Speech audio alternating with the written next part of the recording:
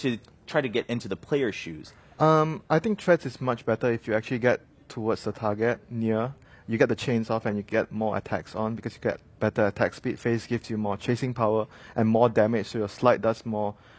Overall, I would actually think that the Phase is actually much better at fighting. If you constantly fight and keep chasing your targets, Phase gives you more mobility and damage-wise, but Threads is more stats-wise. Some players think that the enemy has co-op, use maybe Lina, a lot of bursty type of lineups. You want to have the strength Threads. Okay. So that could be one of the reasons that the players prefer the Threads over the Phase. All right, well, we're about to find out if maybe we get to see another Ember in the next game. Draft is ready, ladies and gentlemen, between Evil Geniuses and eHome. eHome really looking for that 2-0, but at the very least, if they draw, they're tied with Newbie in the groups.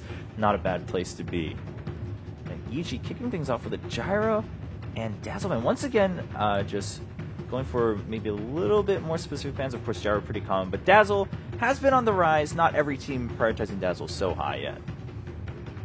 I'm looking forward to seeing what Evil Genius is going to open up with. We've seen some interesting openings today, and I think EG's this is their first game today. So let's see what they picked up from the previous game. Because I'm going to assume that they studied their opponent properly. I would feel it's Naga just because that's what they use versus Hot 6, and I think eHome is another team that they haven't been able to play against. I'm not sure about in the scrim environment, but in an official environment, Naga is like a very safe pick for an unknown team because you can out-late game them and you can out-team fight them with that. Well, eHome thought the same, so they eHome saying, we saw what happened, we're going to ban that out. Does make sure that Shadowfeed makes it through, though, as compared to the previous games we've seen today. Obviously, yesterday was a bit different. Yeah, I'm wondering if eHome will pick this up. Like, that's something we've discussed so many times, and every time we think of it one way, we're like, all right, well, should they prioritize Shadow Fiend? And then they don't pick it, and then we get used to that. We're like, well, no one's really been picking Shadow Fiend on the Radiant side. And some of the teams are like, no, actually, we still like it. Like, Navi, of course, still prioritizing that quite heavily. I mean, it really shows that every team has their own priorities, and there's not really like a particular reason that Shadow Fiend must be picked on Radiant at all times. Like, it depends on what you want and what trade-offs you get. Like for EG, probably they feel that we have the co-op, so we are not really that worried about Shadow Fiend becoming too big on the Radiant side. Since we have lane pressure on our side, we could deal with the Shadow Fiend. eHome also likes to pick up Lina, by the way, against for CTY. So that would, in this case, probably be up against the Queen of Pain. Yeah, he's a very lane-dominating type of player. His team likes to give him a matchup where the matchup does well for him, so he can actually snowball from there and do a lot for his team. Leon is taking a lot of time, and first picking a Razor. I haven't seen Razor show up so early yet, at least in the matches on Arsenal. Oftentimes kind of just an afterthought to round out a team, to have someone that can stand in the front lines a little bit more than the other heroes they have. And he's going to be, if they were to put Razor versus Squab, Razor definitely has a good matchup in that regard as well. But I guess apart from Secret, we haven't seen many mid-Razors in general from the other teams apart. Yeah, only Secret does that on a more consistent basis. Well, they have also played Queen of Pain on Fear yesterday, actually, versus Hot 6. And other games they had, I think it was Sumail on Windranger. So no, I'm a fan of Windranger. I like seeing her. But I haven't seen her being as successful yet, apart from yesterday when Sumail was playing her. And I'm really just curious about hearing your opinion about that. Maybe. Windranger is... It's a strange hero because Shackle is like it's great if you can hit it. It's terrible if you can't. It's unreliable. It's super. A lot of unreliable. skills are great if you can hit it. It's terrible if you can't. But. Well, Ravage is but obviously, but they usually. I think that game they had a song and a siren to somewhat shut up for the Shackle shot. But I think that hero is actually really really good at scaling through the late game and. People used to go mech and 4-step, and I think that build is heavily outdated. But she's extremely good at just bursting down BKB targets and also taking down Roshan, taking down towers. And it is a very suitable hero for Sumail. It just seems like a lot of teams have trouble like finding farm with her, just because she is not your ideal 6-slot hero because she gets hard countered by MKB. But at the same time, she can fight very very often. But you just have to make sure you don't lose out on farm with her. And EG is a very efficient team, so I think it suits their playstyle. And would that be like more of a late last pick kind of hero, or is it okay to pick it like third, fourth? It's okay to pick it third or fourth if you're not like 100% set on the opponent knowing where you're going to put it. I think like Universe plays it occasionally, but I think it's okay, third or fourth. Okay. All right. Well, Tusk has slipped through, and Bounty Hunter being in favor over Tusk here for Evil Geniuses. So that's still available. We'll see if maybe one of the teams still decides to ban it out here in the second phase. Rubik also being banned out by EG. eHome also runs Bloodseeker a fair amount versus versus mids that like Queen of Pain and Viper, which is a little bit atypical just because Bloodseeker is viewed as like sometimes as a weak melee hero, but he actually stands up very, very well versus the heavy harassment of these ranged heroes, the heavy poison damage with Poor Man's Shield, as well as just being able to last hit very well mid, which is why I think they give the CTY very often. If you're really, really good at last hitting in your lane, Bloodseeker is just godlike because you're almost invulnerable to any sort of harass. Yeah, it's a very good lane dominator, like what I mentioned before. His characteristics as a mid player itself, like he definitely likes to roll over the opponent by just out laning and out farming him, like the opposition.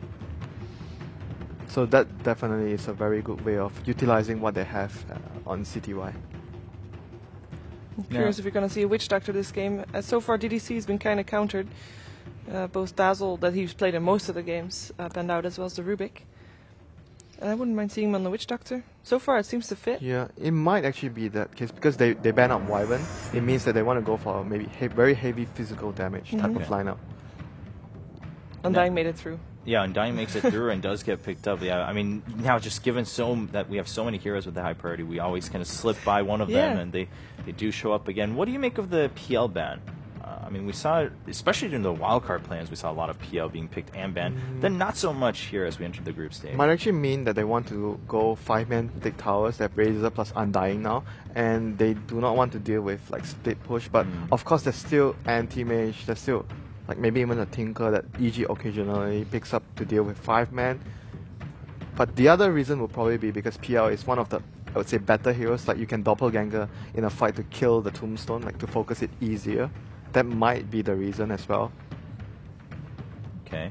But it's clear eHome want to fight now. They want to take the fight to EG, take towers, take objectives, and group up. Now, I'm not sure if this game was on the main stream yesterday. EGVG Gaming with a Enchantress off lane. It was, right? Yeah. How situational is that? Because how will it fit? Can it fit into this lineup? If Razor is safe lane, then maybe. It was a max untouchable one, and versus certain heroes, it is very situational. First of all, it's more based on the supports that the opponent have, right? She has to be able to out harass them. She is actually very mobile. She has a very high move speed at level 1. And if you have a Train Protector, she's certainly a lot better. I mean, having the ice armor this game against the physical damage is definitely very helpful. helpful. This from. It was with Cloud9. Cloud9 today. Misery played Lich. They won that game as well. Right. Can't forget against who though. So they're gonna have a very good dual lane with the Lich. I'm not really sure what they're gonna pair it with. Well, talking about fighting, eHome going with the Spirit Breaker and Storm Spirit. Yeah, it's the classic bounty storm that EG likes to use a lot, and they're going back towards the Queen of Pain on Fear, I want to say, but at the same time I'm thinking if they have Lich, they could possibly lane Lich plus Queen of Pain as your dual lane on the off lane. That lane will be able to pressure, I think, a lot as well if it's a Razor on a safe lane or a Bloodseeker on a safe lane. So that might be a route that EG would want to go for. There are options basically right now for them. And they put Storm top and still have something else. Storm mid, I guess. But then again, there's the Bounty Hunter earlier would actually mean that the Lich can also go with the Bounty Hunter as a dual lane too.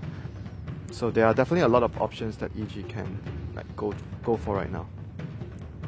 eHome quite a few options as well. Undying Spirit Breaker. This is off the lane. CDEC favorite. Yeah, that's right. I mean, we talked about it so much on Sunday during the wildcard plans, and then it's been some time since we've seen that combo come out. But Unkillable, or at least very difficult to kill. yes, Let's put it that way. Durable, very durable. Very durable indeed. Disruptor is the last man from EG. Tusk does make it all the way through, and eHome are just taking that out of the pool. Not taking chances right there. So, is eHome lacking anything distinctly, given their plan? Fighting support with hopefully a disable, maybe. How about Shadow Shaman? Because I feel like they're also lacking some push. Yeah, something that fits the lineup, which in the sense that you want to push and take towers. Yeah.